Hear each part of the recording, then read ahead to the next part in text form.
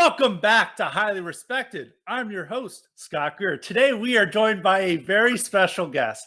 He has returned from his secluded forest hideout to come and join us today. Yes, I'm talking about Nightmare Vision. We have tried time and time again to get him out. We've tried to place e-girls on the forest and say, use an owl call to get him to come out and harass them. That hasn't worked. We've even tried to try to stake his ego. We've tried to say, look at all these hot female commenters in YouTube who are demanding Nightmare Vision. He still wouldn't come out, but he finally came out when I posted how the Super Castlevania 4 soundtrack is the best video game soundtrack of all time. And out of the forest came Nightmare Vision, dressed in a tuxedo, raising a champagne glass, saying, a fellow man of culture. And that's how we got him here today. So, Nightmare, how are you doing? I am doing wonderfully. I'm a little resentful with the bait and switch. I thought we were going to have a whole podcast on the Castlevania soundtrack, and it's too late now, so I'm not backing out. Thanks for having me.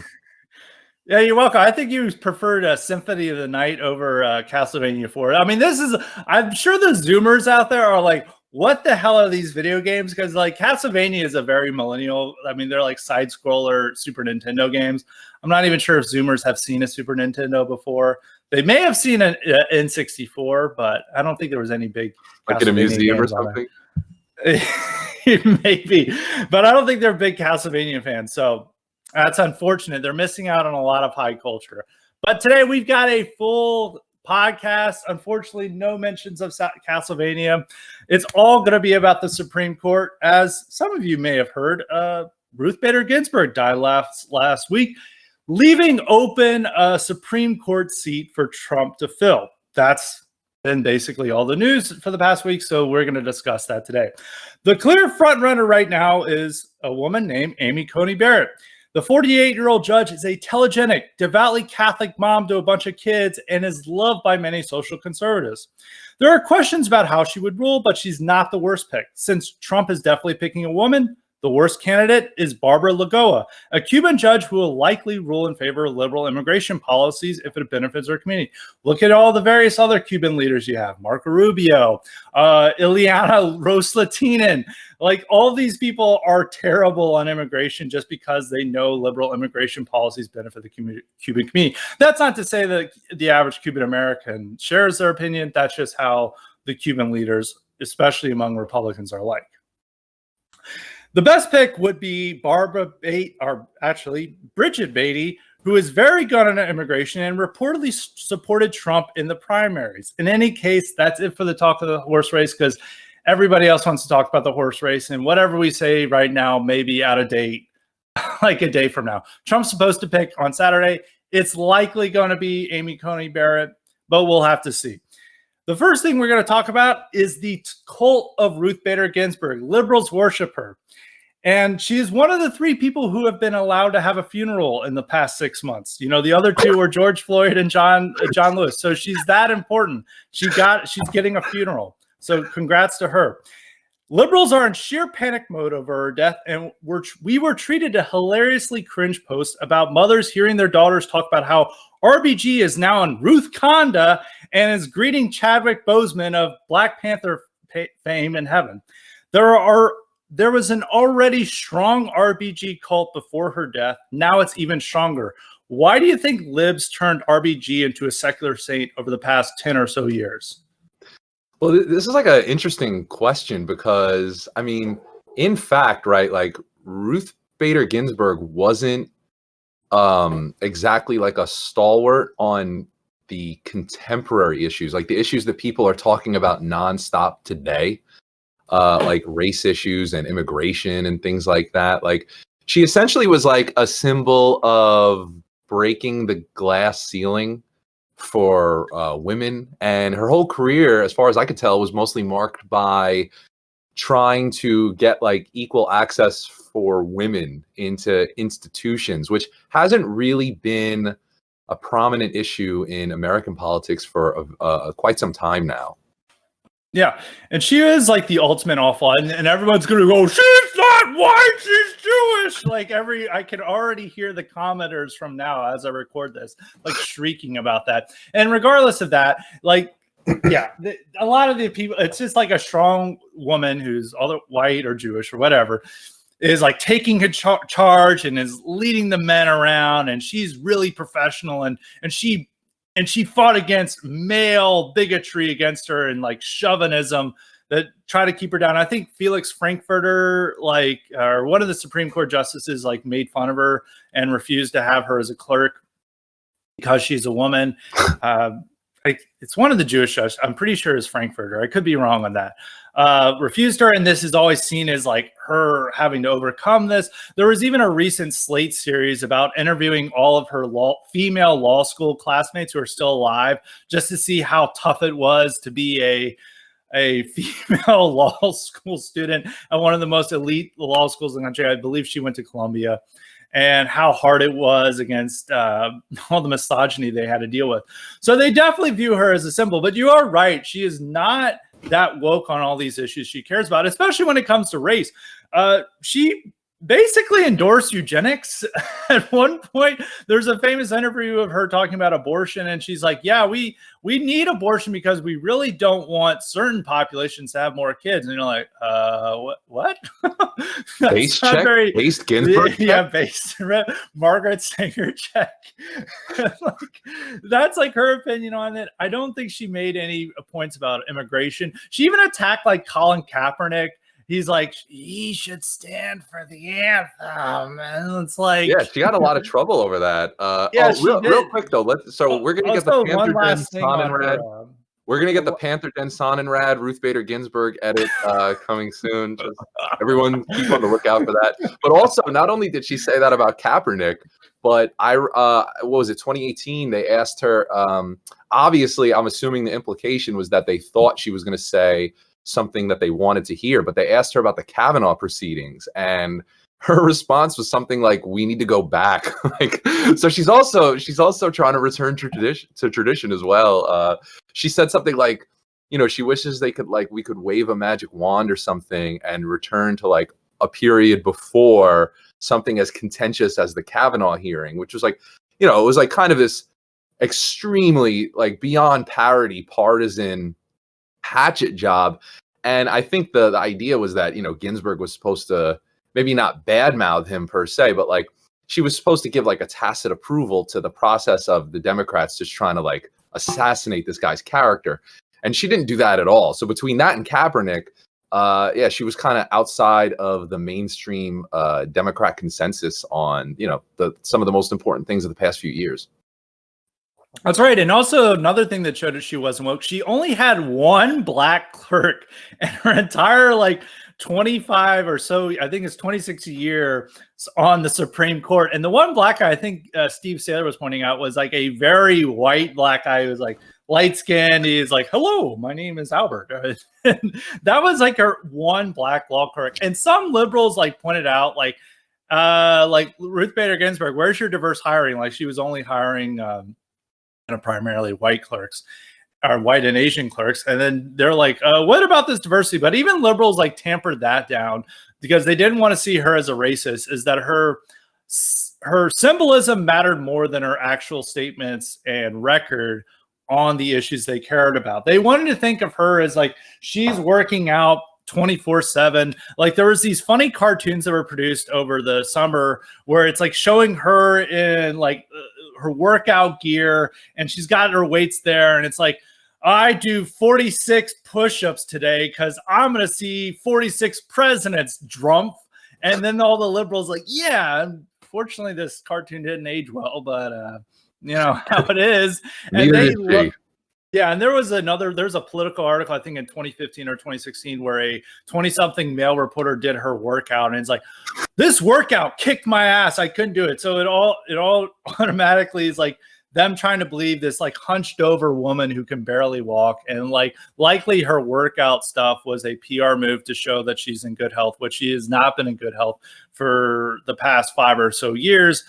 But it was them trying to psyop libs into thinking like, oh, she's just a superhero. Like she can do more push-ups than me, and I'm 30 years old and I'm a man, and she's just such a badass. We love that. And of course she like probably hasn't been able to do a push-up in several months or possibly even years. due to her frail health conditions. And they even did this with the media reports on her. They would be like, Ruth Bader Ginsburg is in a routine checkup on cancer. I was like, what? A routine case of cancer? There was like several of these stories over the past 5 years where she had these health scares and like she had to be hospitalized. There was even one point in time, I think in 2018 or 2017, where she wasn't even appearing on the Supreme Court because she was so sick. And they're just like, this is normal. There's nothing wrong with her, teleworking for the Supreme Court. This is, of course, before coronavirus.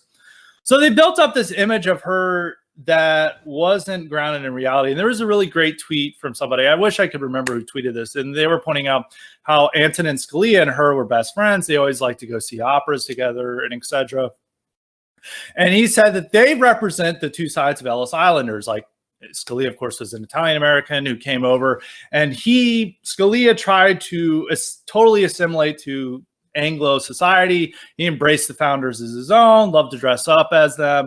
He tried to carry on their traditions into the 21st century, obviously through originalism. While Ruth Bader Ginsburg represented another side of Ellis Islander who wanted them replaced, but was still open to ideas that the current left wasn't about. I mean, she represented a very old, more centrist Jewish elite that, of course, supported abortion for politically incorrect reasons, was open to ideas about immigration, that maybe immigration restrictionism is a okay idea, but the things that they're really set on is access to birth control and pushing for more socially liberal issues.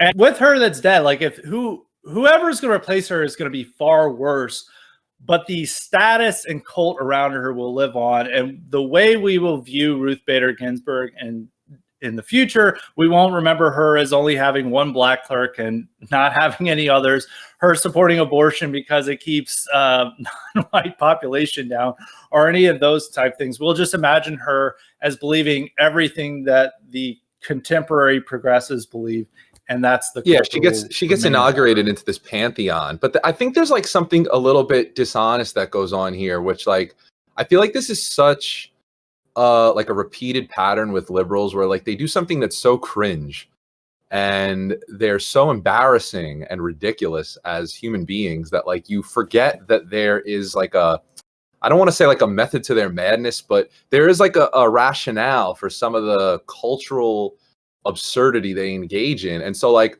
I was reading this Washington Post piece where they were talking, like basically a journalist was pointing out how cringe the cult of Ruth Bader Ginsburg has become as like a pop culture institution, like these bobbleheads and whatever, right? And like, and prayer candles too. Yeah, and like the t-shirts and calling her notorious RBG because she comes from Brooklyn, just like the rapper. And it's like but when you read the piece, it's so dishonest. It's like the rationale for the piece is that while white liberals are engaging in this kind of ridiculous, superficial, like almost quasi worship of Ruth Bader Ginsburg, right? The cunning Republicans and Trump for working behind the scenes to turn America into the fascist dictatorship. And you're just like, what?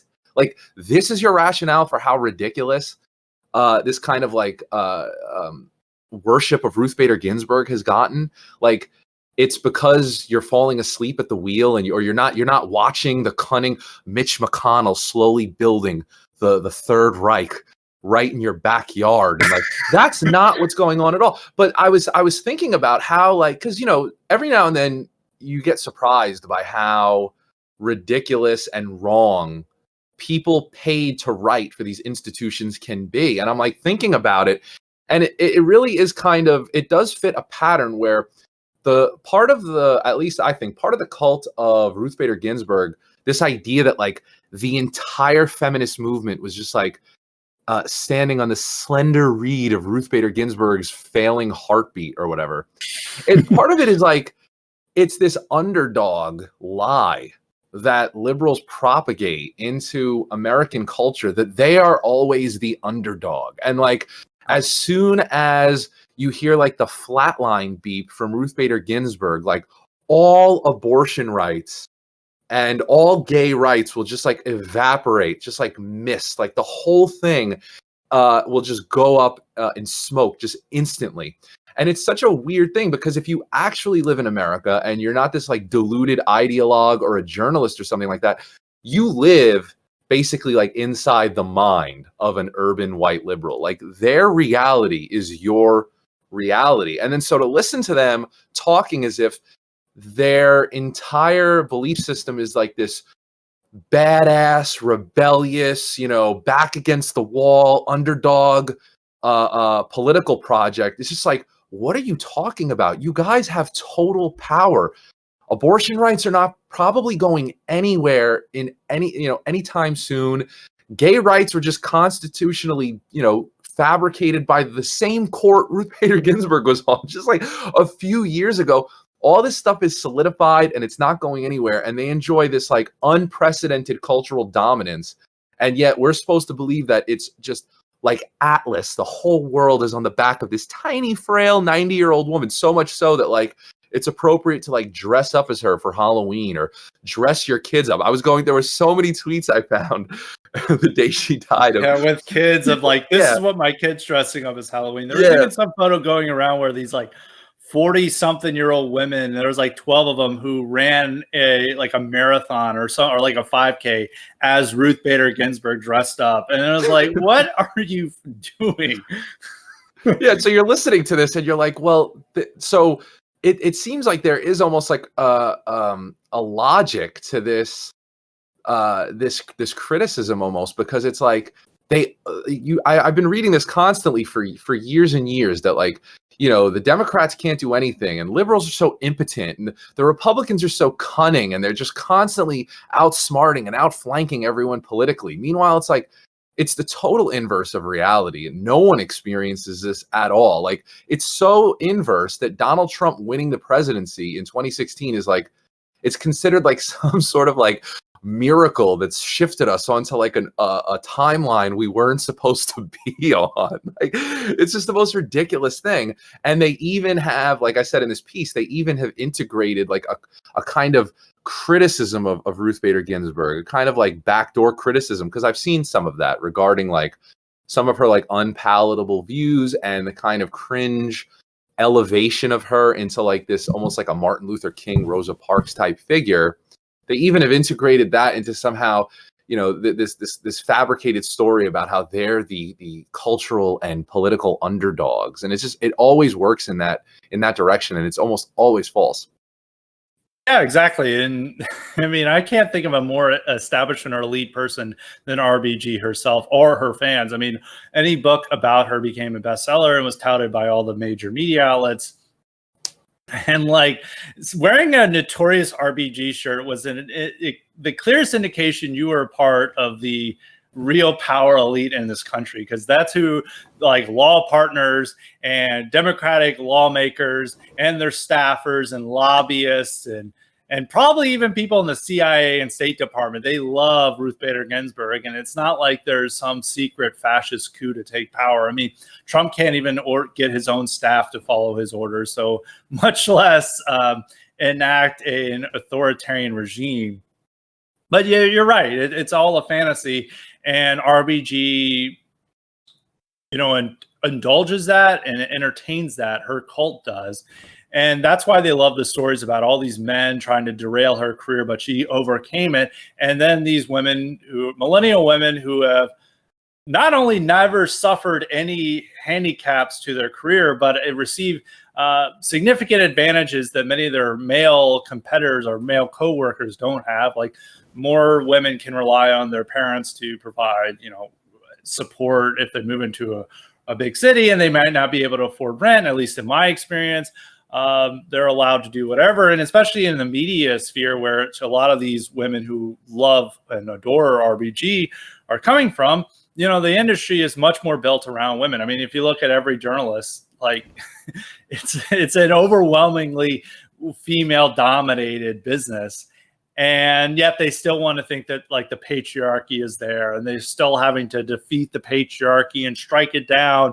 And Trump himself is trying to replace RBG with a woman as a clear indication of the power of both female voters and how he has to appease them, because it looks like terrible optics if he replaces a woman with a man, that there always has to be, a woman on the court, and we're almost going to a point where we're going to have unspoken quotas on the court of who needs to be there. Like, there always needs a black person, there always needs to be a Hispanic, there always has to be a certain number of women, and even probably will one day come to religion as well.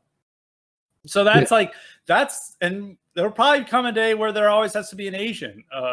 So this is like what is happening, but they still want to believe that they're the underdogs and that they're fighting against some resurgent white male supremacy, patriarchy, as embodied by Donald Trump. Yeah, well, the tacit, it's like you have to love the tacit admission of hypocrisy there. It's a little bit subtle, but it's like, they're talking about like the, power to the people. And even right now with like the protests in the streets, and it's all about the people, and it's democracy rising, and it's democratic action, and it's activism, and it's a mass movement. It's organic. It's from the ground up. Also, we're all going to have nervous breakdowns because some unelected bureaucrat died.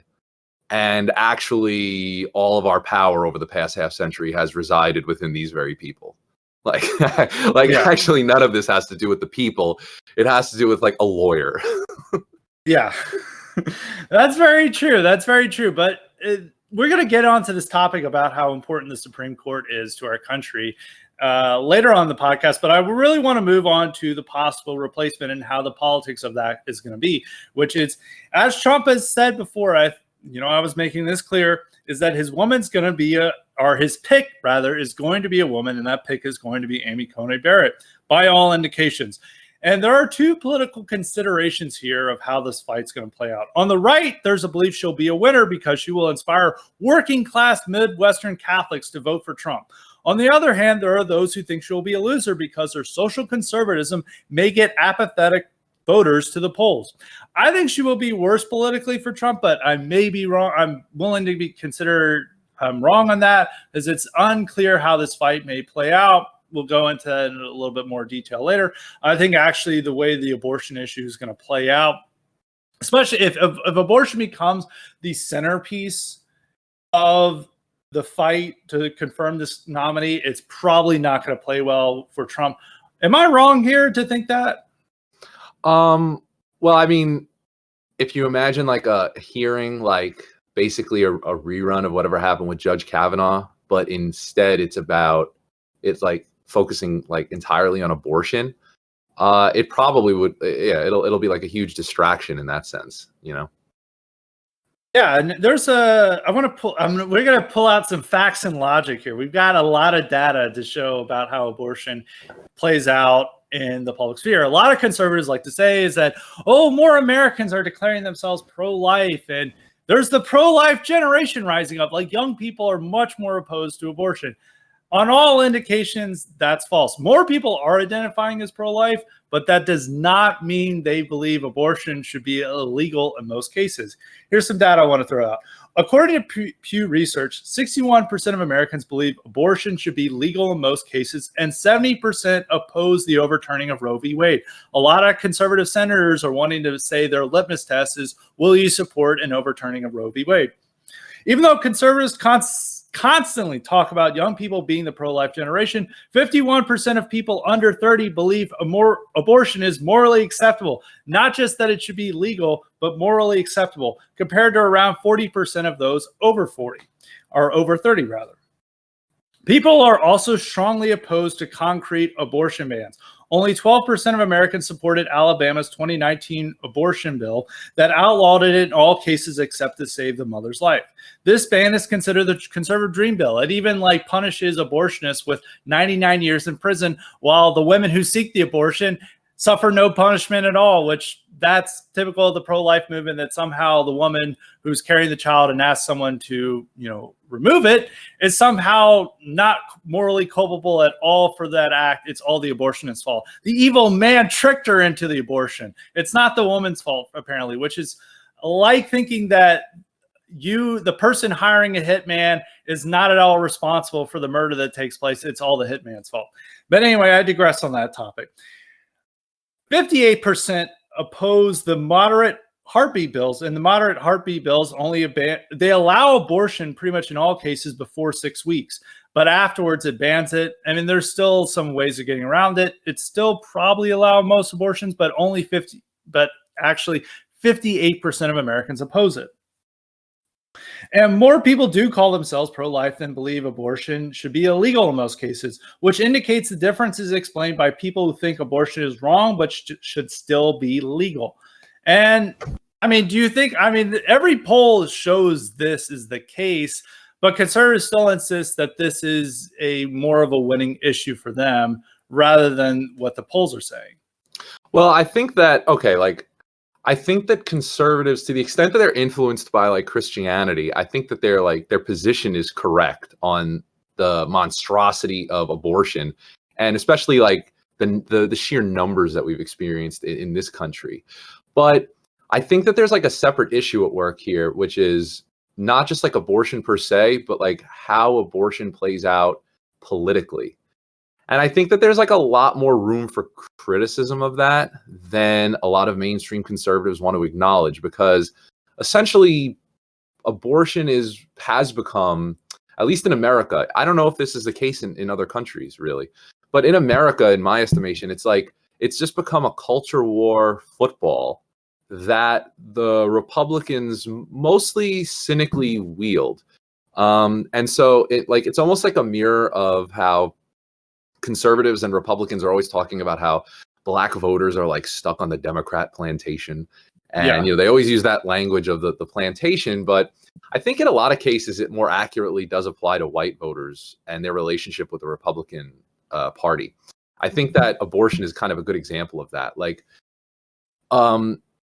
as like a divisive culture war issue, abortion, maybe not now, but in the 80s and 90s and even the early 2000s, abortion, the as a political issue, I think was like a huge vote motivator on the Republican side. And it did largely define a lot of conservative activism, along with probably the only other thing that's been even remotely, well, probably more successful, but the only other thing that's been successful is like gun rights, right? Like those gun rights and abortion are some of the only like seriously motivated grassroots issues that conservatives or just Republicans in general have had on their side, where they've made serious inroads just based on like mass support and or activist support, I'll put it that way. But we all know how Republican politics generally plays out. Like it doesn't really necessarily just apply to abortion. It's like, it doesn't matter what they say, you're voting for some sort of corporate tax cut. Like that's how the policy ends up translating practically. And so there's a kind of Republican plantation where white voters are voting maybe because they're motivated by cultural issues and religious issues and things like that. And then, Paul Ryan ends up calling the shots, or like Mitt Romney or something like that, who, by the way, right, when Mitt Romney was governor of Massachusetts, I think abortion laws were fairly liberal there. Yeah, he's pro-choice back then. Yeah. And most candidates, except for George W. Bush, presidential candidates were pro-choice at some point. McCain was pro-choice. Yeah. Bob Dole was pro-choice at some point. I think H.W. Bush was pro-choice. So was Reagan. I think it'd be hard. You'd have to go back a long time to find besides W, a Republican presidential nominee who was 100% pro-life his whole political career. Yeah, the Republicans always pick who their candidates are. I mean, for the most part, they do. And they're always picking from like the elite of their own party, which has always had a large disconnect from their voters, which has only gotten worse with Trump. Right? Like if Trump is like a man apart from his own party elite, we saw in 2016 this like huge divide that was exposed between the Republican establishment and the actual voters. And so it's not that, like, I don't think that abortion should be considered irrelevant from a political perspective. It's that as a contemporary political issue, it one may not be as motivating as a lot of other Christians think. And two, it isn't necessarily used how you would like it to be used, which is that, politicians are getting you to vote for them based on their stance on abortion And the assumption is that that is going to be like their main issue. That's almost never the case. Even in George W. Bush's administration, like this was a guy who, I remember in the debates when they asked him who his favorite philosopher was, he said Jesus Christ, right? Like he explicitly billed himself as Christian. And if you voted for him thinking that you were going to have this, like unprecedented abortion restrictionist in office, which is fine if you think that, but like, in hindsight, we see that the entire administration was dominated by the Iraq War. Like that's what defined, and also, trying to tamper with Social Security and things like that. Like, or at the end of his term, the Wall Street bailouts. Exactly. 2000. Yeah, it was all for neocon and corporatist. And so it's like, I don't want to dismiss abortion outright. Like I'm a Catholic. I think that there is a serious issue going on with abortion in general. But at the same time, it's like you look at the history of Republican politics and it's like, now this is potentially where your support is going. You at least have a duty to be highly skeptical of how abortion politics are treated in America. That at the very least, that's what your obligation is. Yeah, and I don't think anyone's saying it's irrelevant. And of course, the Republican coalition and many people in the distant right and others, they care very deeply about abortion, and their concerns shouldn't be discarded. And many people and many Americans deeply care about this. And if, say, Republicans just went in on all pro-choice, they would alienate their core voters. Yeah, so they have to advocate on this issue. And one of the reasons that abortion has become almost a stand-in for all, has become more of a litmus test for Republicans, because I think over time, Republicans have actually become more pro-life. Like, you cannot be a candidate in a Republican primary and be wishy-washy on the abortion issue. You have to be emphatically pro-life. Even as like Trump said in 2016, he had been previously pro-choice, but he had to go all in on being pro-life. And sometimes he didn't really know what the proper pro-life position was, and he would just take the hardest stance on it, such as when he did an interview with CNN, and they asked him, do you think that a woman getting abortion should be punished? And he's like, yeah, because, I mean, that's the most logical. He accidentally was like legitimately and authentically pro-life in a moment. Yeah, and that was like, that's the logical conclusion. And all these conservatives like, this is not conservative. The women are getting tricked. It's like a 28-year-old woman who has full maturity and is like, I just don't want to have this kid. And yet you're a victim. You're totally blameless. Meanwhile, we're giving the death penalty to your abortionists. And it's like, another blow to patriarchy.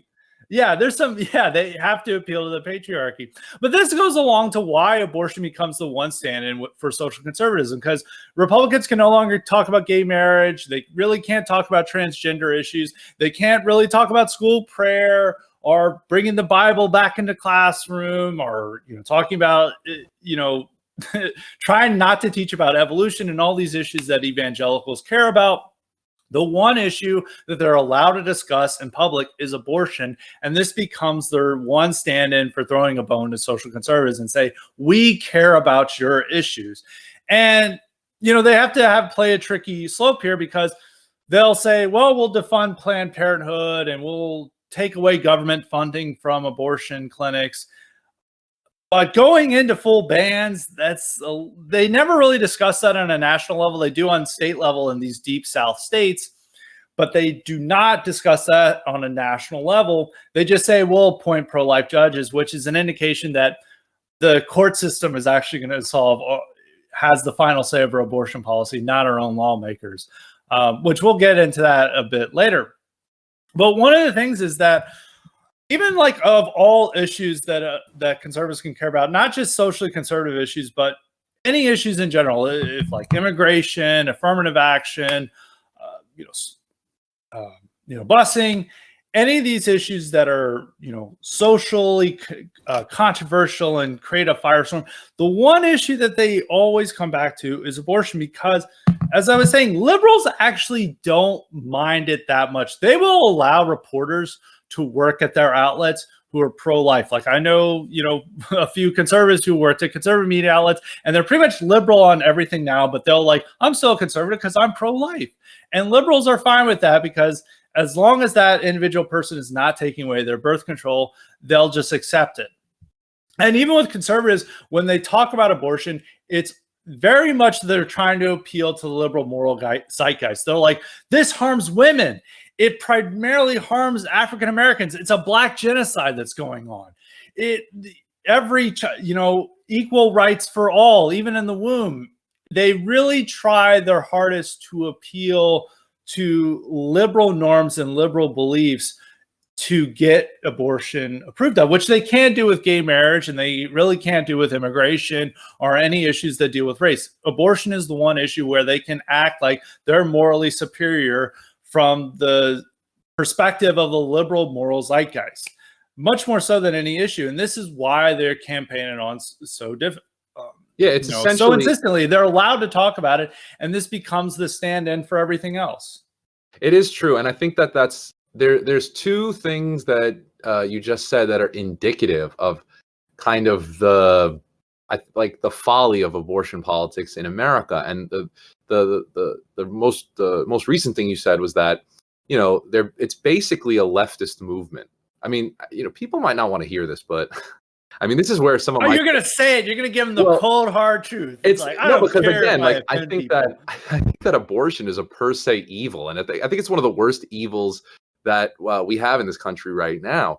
But given that, the pro-life movement as a political movement, some of my skepticism of them has been from the fact that I think that it is essentially a leftist movement in the sense that it's a civil rights movement.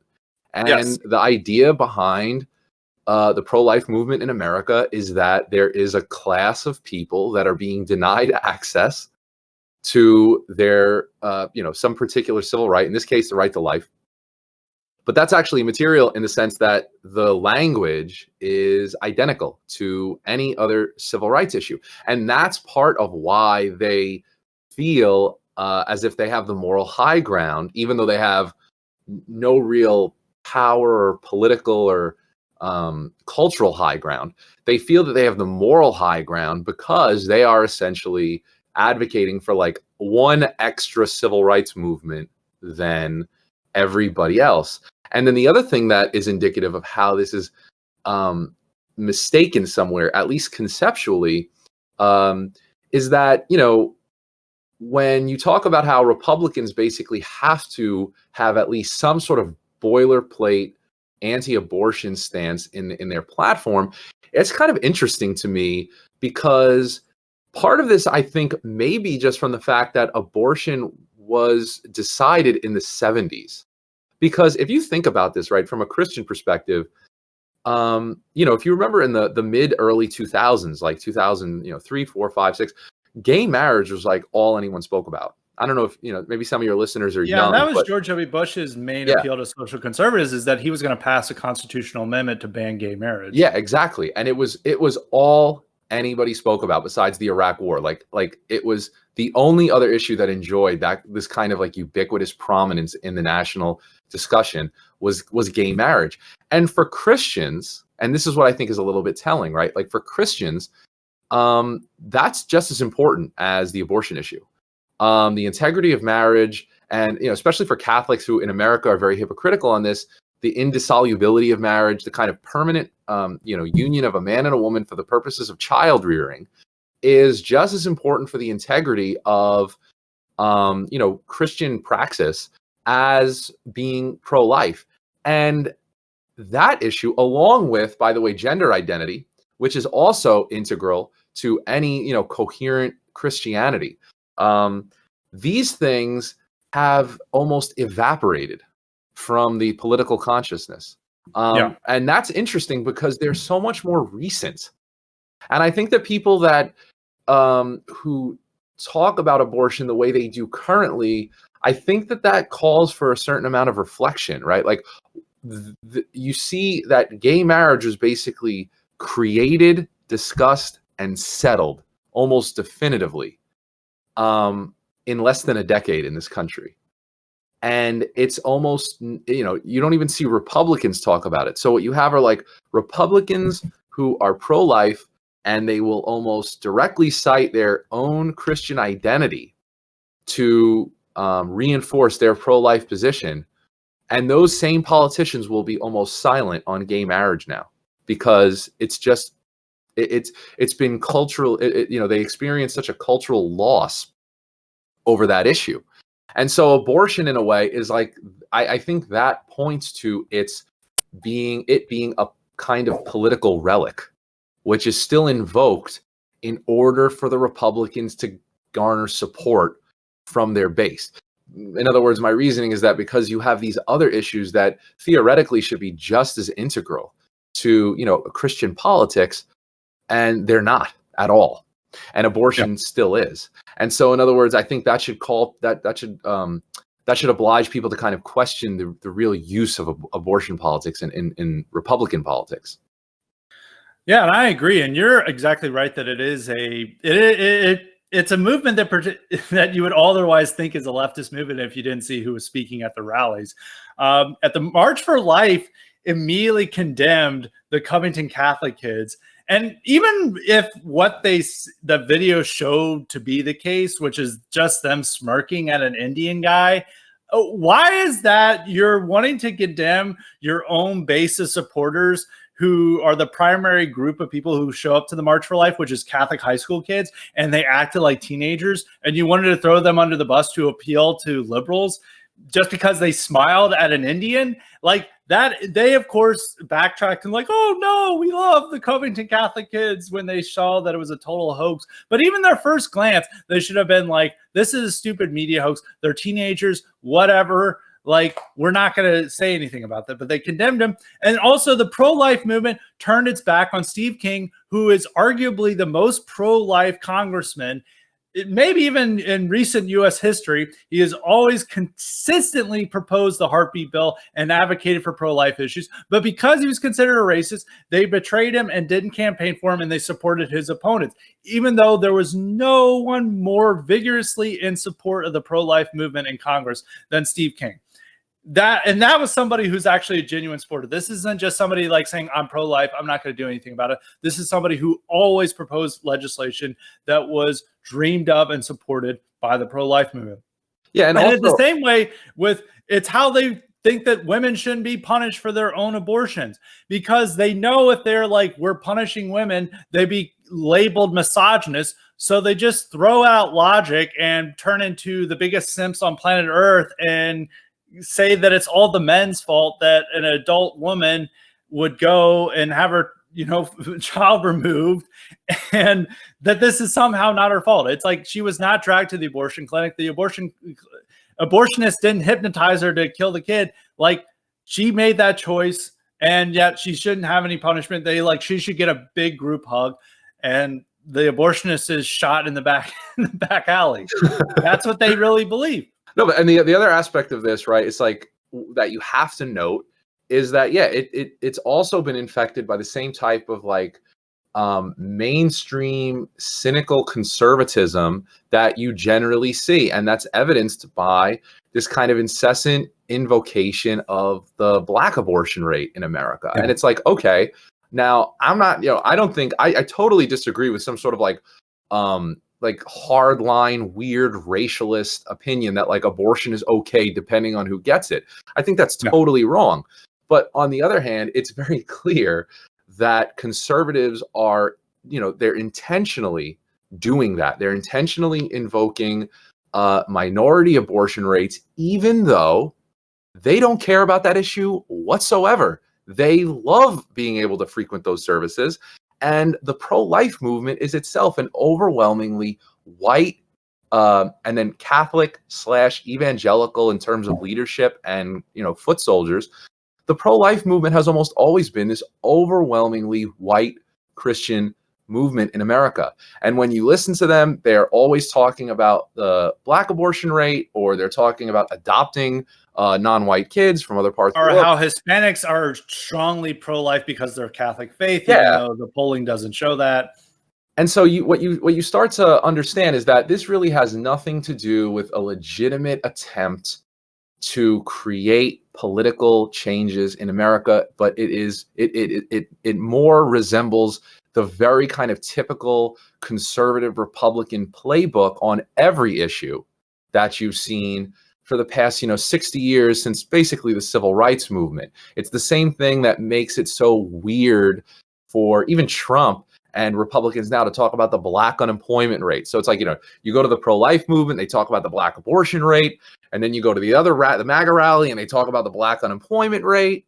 And then everybody in both rallies, every face you see is a white person. That's right. It's not about expressing a racial animus. Like I said, I think that there is a legitimate space to discuss something like the prominence of poor non-whites in America having Planned Parenthoods on every corner. I don't think that's a non-issue, so to speak.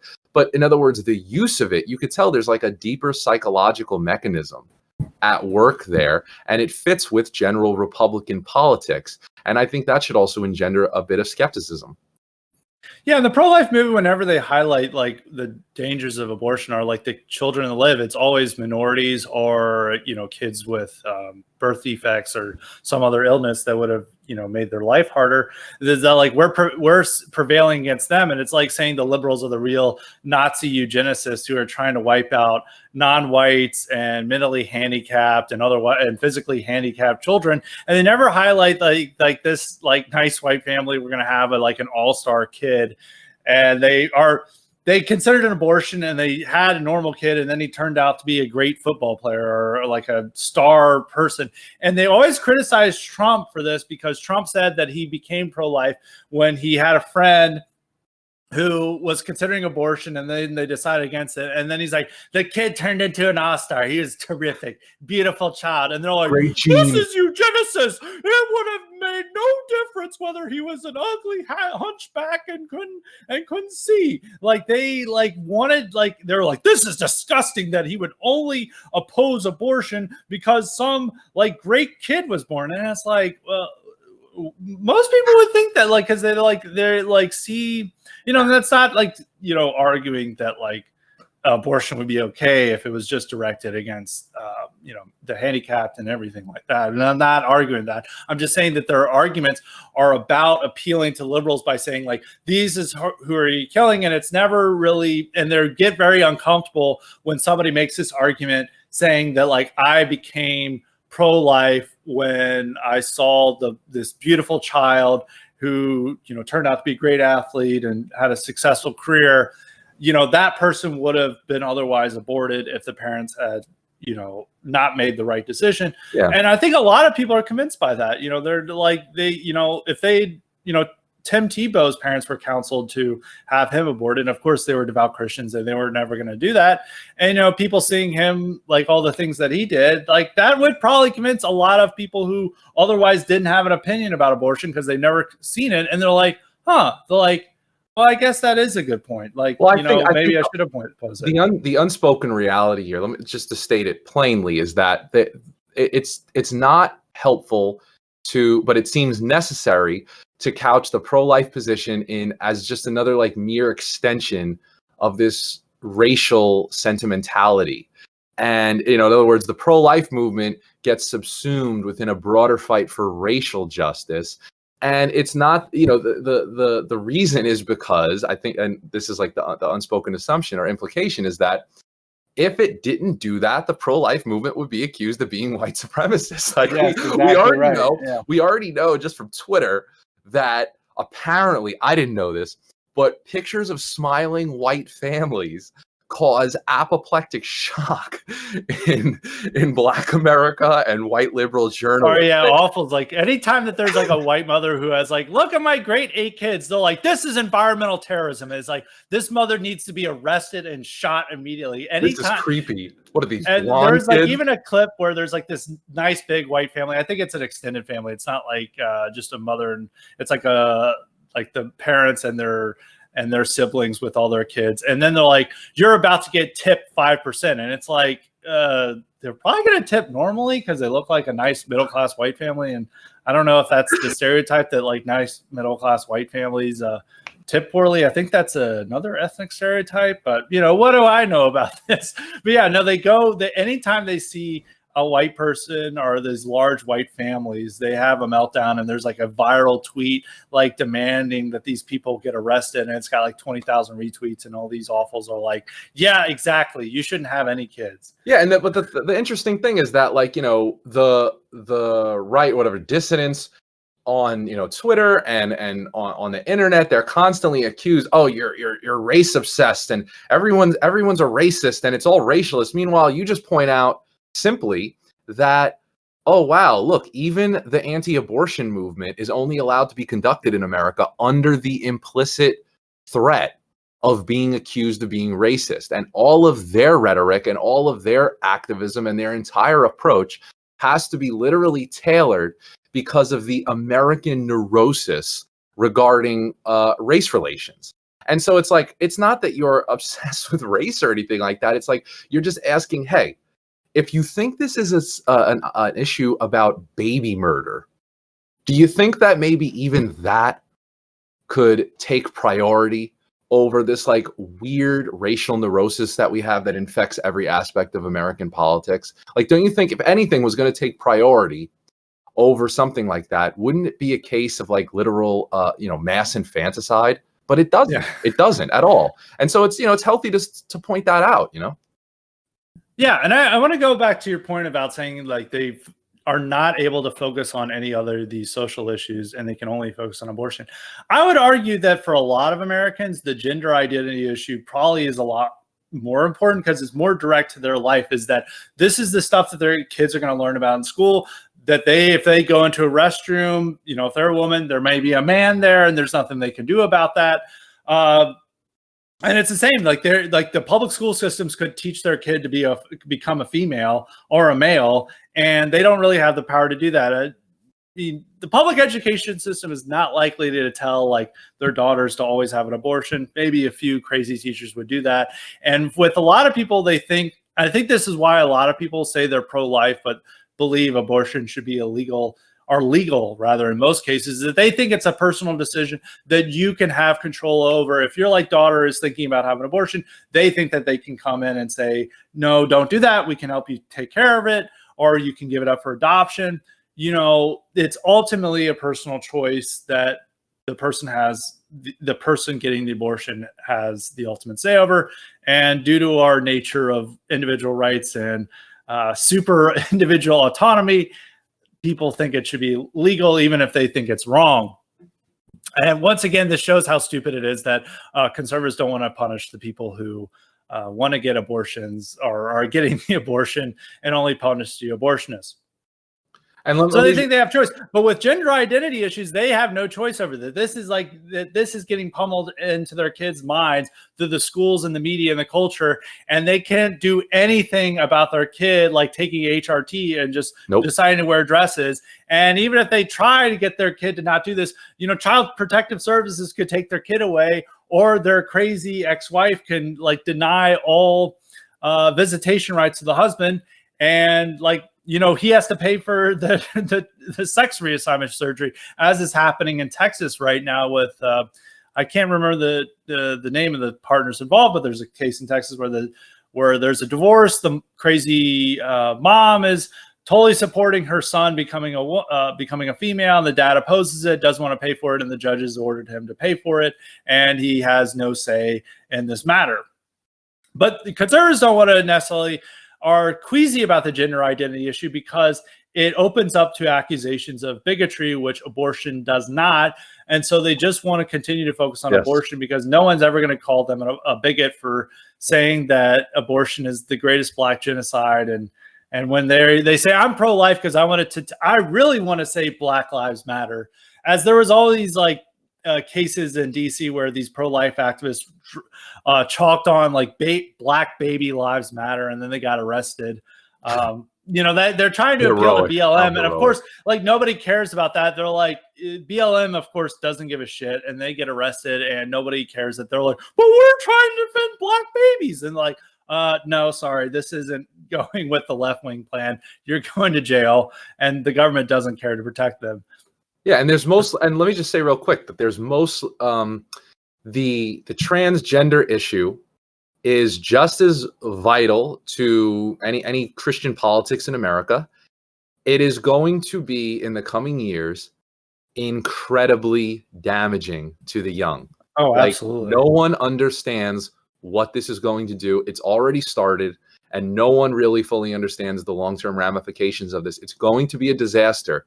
And there is not, most likely, there is not going to be any type of concomitant movement in the same way that abortion had the pro-life movement. So in other words, there is not going to be an equivalent of the pro-life movement standing against the like rising tide of transgender ideology in America. And yet it's going to, you know, earn one just as much as abortion, gay marriage, etc. It's probably not going to. And yet it's going to be just unbelievably damaging.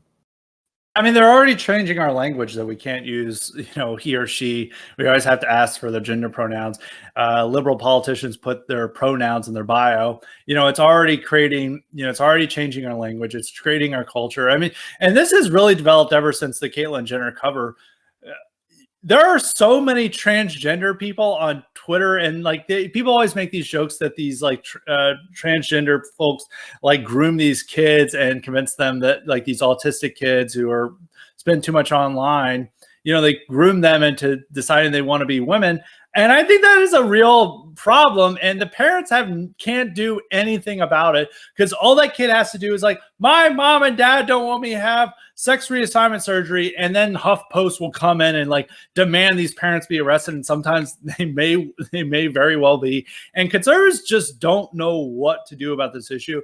In a lot of cases, they just want to ignore it and just focus on the issues that are not going to get them called bigotry. But you're exactly right. They're going to have to do something, because this is a cultural revolution that's going to happen, and it is going to impact pretty much everyone's lives who is in a public school, because, you know, kids are at a tender age. Maybe they're, you know, not fitting in, and they may think like, maybe life will be better as a woman or as a boy. And like, if you're a parent, you can't really do anything about it, because ultimately the school, like their teachers and the media and the other arbiters of our culture are saying that they're the more power to the kid. National Review is going to publish that piece that children have the right to life, because if you deprive them of that, they won't have the right to transition. That's exactly right. Is the liberal eugenicists are trying to kill male to female transgender in the womb. They know who's going to be receptive to HRT, and they're killing them in the womb. Like, you say trans lives matter, but why are you killing all these future transgender people? It's like, instead of like saying like this person would have cured cancer, is this person would have had sex reassignment surgery at 16 and become like a video game journalist. That's like the new way to appeal. It's like, you're killing future trans video game journalists. It's speedrunner genocide. It's speedrunner the genocide. next Brianna Wu is getting killed in the womb. This is like how they're gonna feel. No, you're exactly right on that. I think, you know, I think we've settled on this topic, and then moving on to a similar discussion of, you know, the voting blocks on abortion. A lot of people are always saying, conservatives in particular are, as I said previously, think that Amy Coney Barrett is going to be great because all these Midwestern Catholics are going to turn out to vote for her. And they have this, you know, mindset that, or fantasy of these working class Catholics. They wake up in the morning and they have their rosary, and they're like in some Polish ethnic enclave, and they're praying the rosary devotedly. And then they get in their truck, and there's like John Paul II you know, photos everywhere, and they're driving their truck to the Ford plant. And it's a fantasy that hasn't really existed in 50 or 60 years, but we'll discuss that in a moment. That's how they actually believe. But polling shows a very different picture of Catholics. In fact, a plurality of Catholics believe abortion should be legal in most circumstances. 48% versus, I believe, 47% who believe it should be illegal in most cases. The real conservative abortion voting bloc are, in fact, evangelicals. 63% of evangelicals believe abortion should be illegal in most cases. And even if you look at the states that pass severe abortion restrictions, Mississippi, Alabama, Georgia, these are deep South states where it's white evangelicals who are demanding it. I don't think there's been any of these Rust Belt states where conservatives imagine there's all these working class Catholics demanding abortion restrictions that have passed any abortion restriction in, you know, 40 or so years. They're all in the Deep South, and it's all motivated by white Southerners, or white Southern evangelicals, rather. Why do conservatives believe that this is primarily a Catholic issue when the real foot soldiers on the ground, the voting bloc, is Southern evangelicals, not working class Catholics in Michigan? Well, I mean, we did discuss this on a previous show, but a lot of it may have to do with just the kind of irony of history here, that evangelicals in the South are essentially the pro-life bloc in this country, and yet the entire idea of being against abortion as an essential tenet, moral tenet of Christianity, was basically wholesale imported by Catholicism. Yeah. Catholicism, since its earliest time, I think even the Didache mentions abortion. In other words, the apostles and collections of their writings and things like that. And Catholicism has always basically maintained, even in the medieval era where there were like disputes on, the biology of pregnancy and things like that, like when the child has a human soul and things like ensoulment and all these other debates. None of that really mattered for like the morality of procuring an abortion, right? But that really wasn't the case in America, I don't think. At least in the 20th century, it wasn't the case with, I believe, Baptists and other Protestants. Yeah, the Southern Baptist Convention in the late 60s, when abortion was starting to become legal, had a very ambiguous statement where it's like, well, it can be okay in some circumstances. And, this isn't necessarily one of our most important issues. And now the Southern Baptist Convention, it's like their number one issue. And as polling shows, Southern Baptists are fervently opposed to abortion. And without them, this country would be like Europe, where even in Europe, Western Europe, there's no real pro-life movement. I mean, yes, there's like devout Catholics who are waging against it, but even in the public sphere, the only debate is how much government funding there should be for it. And the polling support for abortion support, I mean, Eastern Europe is very different, like Poland and Hungary, but in Western Europe, it's like 70 or 80% of the population is fully in favor of abortion legal in most cases. While, the pro-life movement or whatever is like, as seen in the National Front with Marine Le Pen, their only position is that there should be less government funding for it. So it's really due to the Southern Baptist bastion and other white evangelicals that are keeping the pro-life movement alive.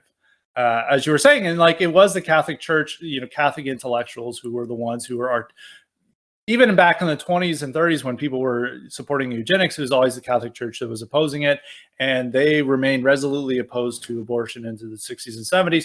And the Moral Majority, which was a coalition primarily led by Catholics, who convinced Jerry Falwell and other evangelicals that abortion mattered and was bad, and you guys need to rile up your base against it. And sure enough, they did, and that's what made it a primarily evangelical issue. But Catholic conservatives who work in Conservative Inc. have not gotten the memo on this yet. And some of these Catholic intellectuals, the ones who like to call themselves post-liberals, have a very negative opinion of evangelicals. Matthew Walther of The Week, who always loves contrarian takes, once wrote an article about how Catholics need to spurn their alliance with evangelicals because it has morally tainted them. And he cited that there was like some evangelical in the 30s who supported eugenics, and thus all evangelicals support eugenics. And it's like, if you don't have evangelicals in your coalition, there is no pro-life movement. It's done. Abortion is fully legal throughout this country. And they're going to start having like third trimester abortion, as it's evangelicals who provide the foot soldiers and the army to combat it. Well, one of the kind of ironies here is that if you ever listen to like a priest or any Catholic speaker give you like a serious examination of conscience regarding voting, they always will tell you about the issues that are non-negotiable. And that's why they're called the life issues, right? Like things like euthanasia, assisted suicide, right? Gay marriage, abortion. In other words, there's tons of room for what they call prudential judgment on, other matters of practical politics, right? Like taxes and even environmental regulation, although you should have some sort of support of these things. But then there are these other issues that it's just a no-go. But the problem is that, so you have like the writer you just mentioned saying, we need to have this like kind of divorce from evangelicals. But the irony of it is that it's their distaste for evangelicals, right? Let me see if I can follow this train of thought. Part of the upper middle class Catholic distaste for evangelicals, right, stems from the evangelicals' reputation for just being kind of mindless lockstep Republican voters, right? Absolutely. But the only reason that they are mindless lockstep Republican voters is because they take the pro-life injunction seriously. And in other words, and other social conservative issues too that Catholics care about. Oh yeah, 100%. But in other words, when that Catholic priest, I've heard this countless times, right? When that priest talks about who you should vote for and what you should consider when you vote, right? The one thing that the bishops, right, anybody who is instructing Catholics on how to vote, the one thing they will refuse to say is that you have to support Republicans. Now, I understand why they don't say that, right? I get why they wouldn't say that. But the implication is extremely clear, right? You have issues that are non-negotiable, and you have one party that literally flouts all of them explicitly every election, right? Like, in other words, What is the logical conclusion for the average voter? And yet, it's the evangelical voter, and a lot of this has to do with class, right? You have Southern, white, Protestant Republicans, which basically just means like poor white trash to lots and lots of people, right? And they look down on them for being lockstep Republican voters, and yet part of the reason they are such loyal Republican voters, and their numbers mirror the Black and Jewish vote for Democrats, right? Evangelicals are the most loyal group of white voters for Republicans. Part of the reason they are even like that is because of their commitment to these issues of religious identity and religious practice. And so I don't know what the answer for Catholics should be. In other words, I don't know if the answer is for them to become lockstep Republican voters. Maybe there's a more radical implication there if the two parties are so distasteful to serious practicing Catholics, which I don't think is an uncontroversial thing to say. But my point is just that the kind of distaste for the evangelical voter is unfounded, given that the very support is conditioned by them taking seriously these issues that in many instances were kind of bequeathed to them by Catholics. And it's a type of class snobbery. And it goes back to their fantasy of what they imagine the Catholic identity in America is, which it's, as I was imagining, they still believe that there are ethnic conclaves out there where they're like still Democrat voters and they got their local union, flag hanging outside their door. And they go to mass every week, but they've been upset that there's no more Latin masses there. And they're very intelligent, unlike those dumb rubes in Alabama who are evangelicals, and et cetera, et cetera. But that doesn't really, first off, the ethnic enclaves are dying out. There's not this a lot of these like working class Polish, Irish, Italian communities are no longer really around in the Midwest. Of course, there's a few still around in the Northeast, like, South Boston, and there's a few little Italies where, it's still primarily an ethnic enclave, but those are not, it's not the 1940s and 50s anymore. These are not really existing.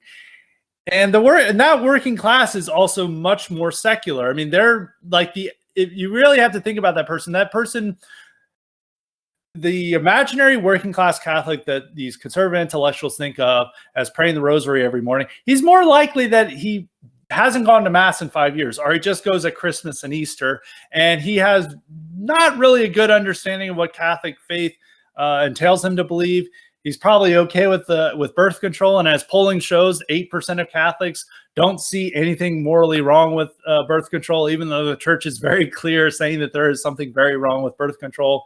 I know he probably doesn't really understand any of the real tenets of the Catholic faith, but these conservative intellectuals think of Catholic identity as extremely important to this working class Catholics in the same way as it is to evangelicals and Mormons. And I think this is a fantasy dreamt up by middle class converts who grew up in some generic suburb where there wasn't really any sense of identity. They're just a generic American in the suburb, and maybe their only identity they could have is whatever music subculture that they got into, or video games, etc. And now they grow older, they adopt Catholicism as a way to have an authentic identity that makes them different from the rest of the population. It also makes them feel like they're smarter than the average evangelical. And you see this in a lot of people like Adrian Vermeul, Sohrab Ahmari, and stuff. And it also allows them to believe that there's a lot of anti-Catholic discrimination in this country. It's like, it's the one type of bigotry allowed, and we still live in know-nothing America, and liberalism is an offshoot of Puritanism, and we wouldn't have seen this in more Catholic countries like Italy and France, even though there's no debate over abortion there anymore because most of the people support it. And they love to believe that we're in know-nothing America, and they're relishing this prospect that we'll see these liberals make these kind of stupid anti-Christian, anti-Catholics comments. So all of these conservative intellectuals could be like, aha, I'm a part of a protected class. I'm in a persecuted class. Help us, help us. Catholics are in danger. Like, there's still know-nothings running around, and it's not that situation anymore. Dianne Feinstein, the classic know-nothing. Yeah, it's so stupid. And as somebody who was a Catholic who grew up in the South, like, I actually had to experience like anti-Catholic bigotry. I don't call it discrimination, and it's not anything important. Like, I knew kids that I was in class with who would be like, Catholicism is pagan. You guys worship the devil. And then I even had a fraternity brother who, like, I'm driving along in a car, and he was like telling me the Catholics aren't real Christians; they're more like Jews. And I was like, "What? I don't think that's really true." But even it's like these middle class converts have, of course, never experienced even something like that, and that's not even really something to complain about. Like, there's no real anti-Catholic discrimination. And also, invoking Dianne Feinstein, I have to say that the truth is that a lot of this does come from political correctness as well, even from some of these intellectuals, right? Like, from the 60s onward, the largest examples, the most prominent examples of like legitimate anti-Catholicism have mostly come from Jewish liberals, not from evangelical Protestants. Yeah, and white America. Although I have to say that ironic satire calls me a Yankee papist at least once a day, and it really. Well, he's like he's Persian, so he doesn't even count. He's a fake Southerner, but no, Southern it is like bigotry among them. But they don't have any power, and it mainly just involves them just saying, like, I think that's stupid, but it's like the equivalent of you having them disagreeing with your haircut. Like, yeah, it's like it's the country. Like, you're just gonna have to deal with it. Like, I wasn't that offended by these commentaries. It's nothing like Senator Feinstein implying, right? This is like, I think, did she say this to Barrett? Was that her? That she, like, something it was her. Dogma living loudly in her. Like, you have a Jewish liberal senator, basically, which has happened a bunch of times before, where they generally imply that any type of committed Christian, Catholic included, can't somehow be a functionary in the American government because there's like an irreconcilable, like, yeah, I'm sure there are some Southerners, some Baptists. I know some on Twitter that probably believe that. But they're not the ones saying that in the halls of the Senate, right, or the Congress or anything like that. It's not really them at all. Yeah, no, that's very true. But they still want to believe. And even with these conservative intellectuals are saying that they are knowing that it's actually liberals, but they think that these liberals are like the heirs to like the Ku Klux Klan and the Know Nothings and all these other nativist groups that were very anti-Catholic, when it's something different. And also, real quickly, to mention kind of ethnic conflicts between Jews and Catholics in America, that was where the abortion issue largely played out, funnily enough. Most of the abortion fights in America were between Jewish activists who supported it and Catholics who didn't.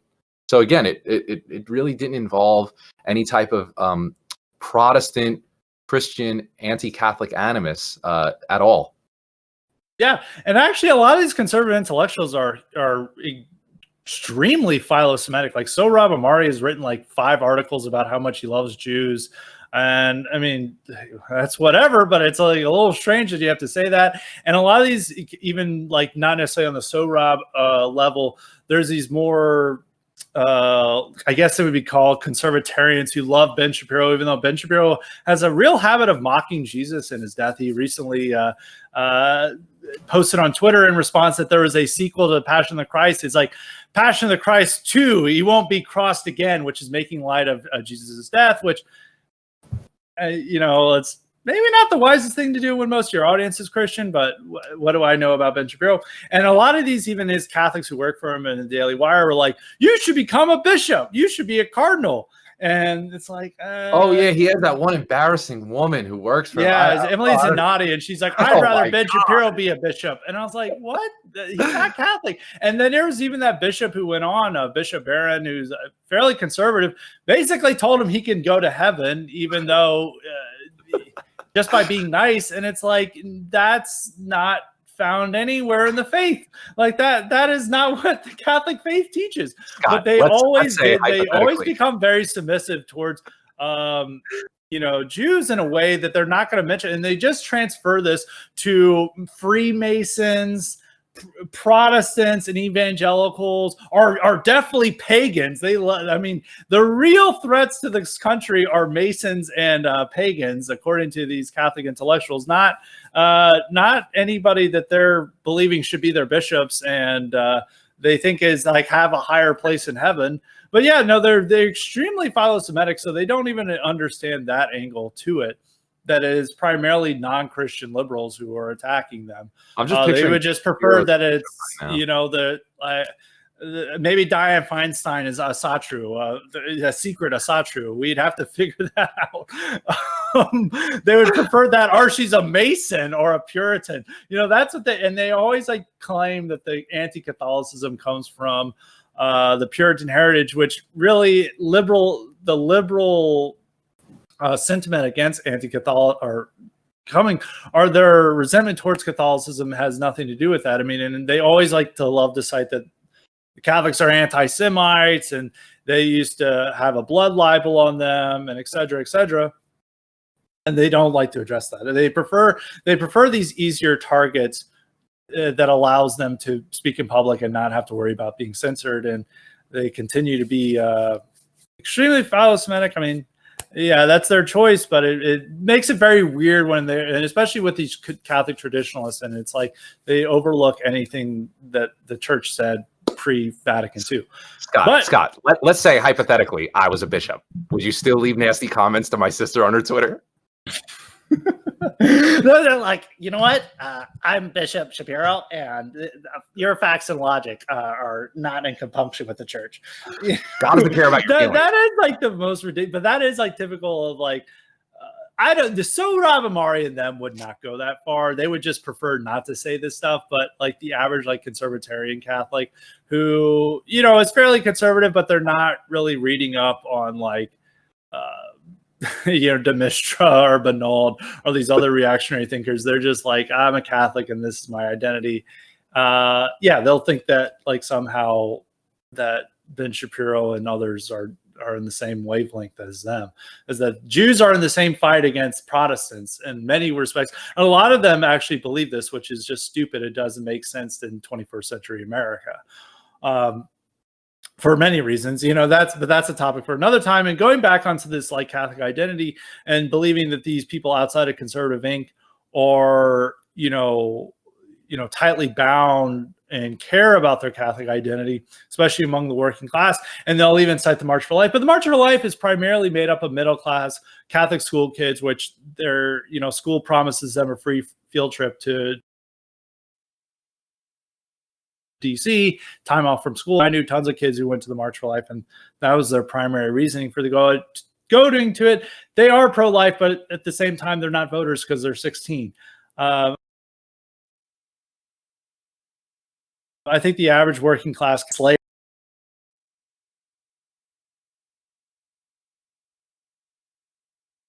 and heavy metal band issues than they are by abortion or concerns over euthanasia or Vatican II or anything that like First Things cares about. Yourself, your Greer. I'm not from the Catholic. I'm from like the Southern middle class. I'm not from A real Southerner. Yeah. No, that's not like my family. But I feel that that's like that they're more likely to be that than somebody who's attending an SSPX parish. Which, yeah, or an FSSP parish. I mean, yeah, maybe they're not into heavy metal music. Maybe that's a little too telling. But there are somebody in a church very often. They probably still have problems with abortion. They're not really in tune on the faith. But it's not like, Catholicism doesn't necessarily define their identity. And they're primarily motivated by these issues of that Trump is touched on, national populism. That's what motivates them, not necessarily social conservatism. But on the flip side, with the left, there is an undecided voter out there that could be motivated by the SCOTUS fight. And it is the type I talked about on Twitter this week. It's called the White Claw cousin. It's a relative of the Wynant. The Wynant is very political. She's over 40. She loves wine. She doesn't have kids. And she's very bitter and angry all the time on Twitter. And she's also the one who's like filming a video of herself screaming in her car about RBG dying. That's like what we call a Wynant. Or there was a Wynant. There was on MSNBC, there was I think it was Rebecca Tracer. Yeah, literal Wynant. Who was chugging wine while on TV over RBG. That's a Wynant. A White Claw cousin is having a better time at life because they're in their 20s. They're partying it up. They're vaguely liberal. They're definitely anti-Trump, but they're not really motivated by politics. They're mostly focused on music or sports or just their own personal life and living it up in the moment. YOLO, as millennials would say. And a lot of them are millennials. They're not necessarily Zoomers. Zoomers are like, what is YOLO? But the White Claw cousin could be motivated to vote if they feel that the Supreme Court is going to take away their abortion and birth control. You'd almost say that they're a single issue voter. They actually are more motivated by this. And now there are polling, 538 looked over a bunch of polls in 2018, and they found that it was actually abortion was a more likely inspiration to Democratic voters than Republican voters to get out, especially if they were undecided or independent. And the White Claw cousin voter demographic could be activated by an Amy Coney Barrett nomination, depending on how Democrats portray it. I think they're going to indulge in too much anti-Christian rhetoric and stuff, and it'll actually maybe play well for Trump. But if they can just focus on abortion, these women might be like, oh, fuck, I'm not going to have Plan P anymore. I've got to go to the polls and I've got to vote for Biden because Biden will protect my birth control, unlike Trump. And this is a demographic that people don't really talk about. And people will some of the Zoomers will be like, oh, well, they should just lose their right to vote and be put in the kitchen 24/7 and and it's like, well, we don't really have that option. These people are going to vote.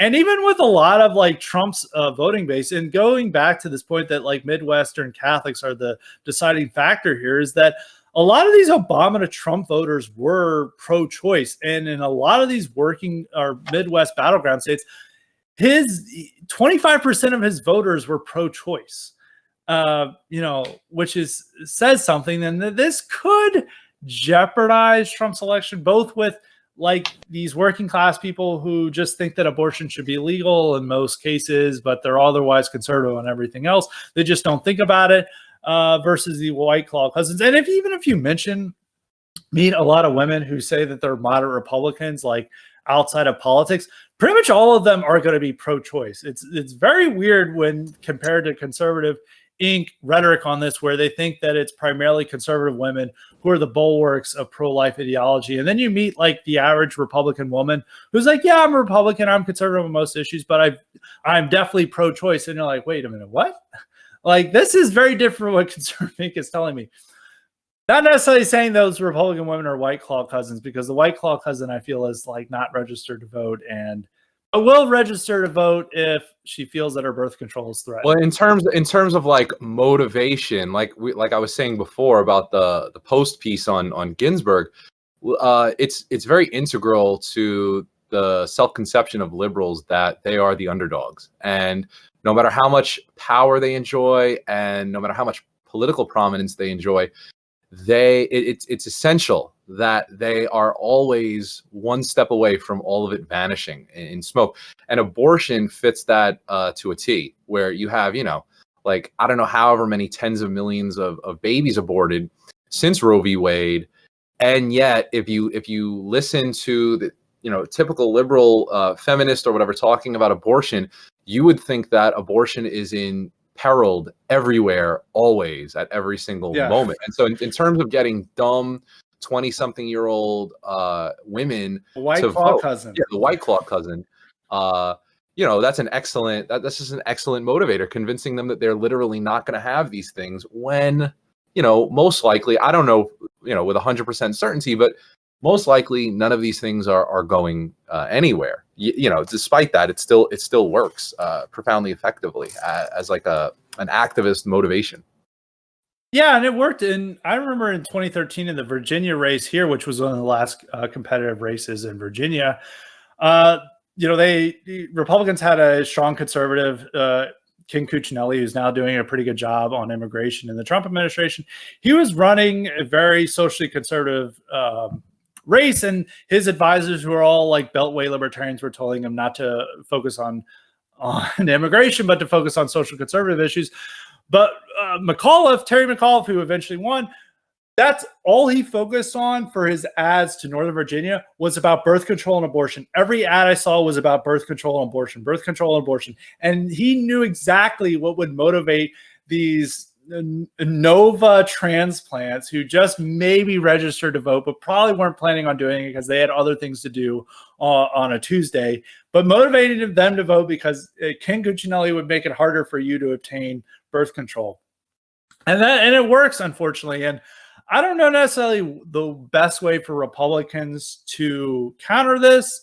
Of course, none of us are suggesting Republicans should become pro-choice or celebrate the wonders of birth control. But it is something to keep in mind when they're playing up these issues, that in a lot of cases, the abortion issue plays against Republicans on a national level in some states, and especially in a lot of these Midwestern states, that you would think that this strongly Catholic working class is going to deeply motivated about abortion, which the polling and the results say otherwise. But moving on to the final part about the Supreme Court, is that the fact that this is like going to be the major election issue shows how much power the Supreme Court has. 9 people who aren't accountable to voters have complete control over our country and democracy. They determine abortion policy, healthcare policy, gun policy, immigration policy, marriage policy, and many other issues that the founders would have wanted left to legislators. Pretty much the only thing that they do not control is foreign policy, which is entirely in the hands of the executive branch. Like, the legislative branch doesn't really have much power, which the founders would have been like, wait a minute, they were supposed to be the ones that are determining all these issues. So what does it say about current America that the Supreme Court is effectively our chief governing body? Well, I mean, my own plebeian opinion is just to eliminate the court. I don't have this sophisticated, all I see everywhere is the hypocrisy of liberalism. And when I look at the Supreme Court, I always think of the term manipulating procedural outcomes. I don't know if some of your listeners are familiar with this term. It's like a popular kind of dissonant term. But manipulating procedural outcomes is exactly what the Supreme Court does, wherein you have bureaucrats who are using a formal system and formal language, right? That's what legal language is. It's supposed to be highly coherent, highly rational, and the meanings are supposed to be extremely robustly defined. And they're essentially using them to just do whatever libtards want. In other words, the entire process is supposed to be given this formal character by which, or whereby you as a citizen of a liberal democracy agree that you will define what is good, what is desirable, solely based on the outcome of this formal procedure, right? And everyone is supposed to agree to that no matter what you think. And that's how we ensure that political conflicts get resolved. And that's essentially our definition of justice and fairness. it essentially consists in adhering to the outcome of these formal procedures. And the Supreme Court is engaged in what you would call manipulating procedural outcomes, where everybody is basically theoretically signing on to the same exact rules of a game. And then as soon as you start playing, the other team starts weighing everything in their favor.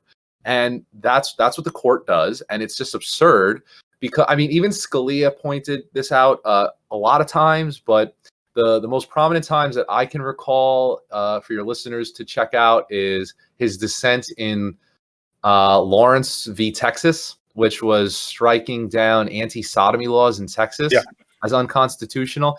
And at the time, this was in 2003. It was in 2003. Justice Scalia pointed out that this is ridiculous.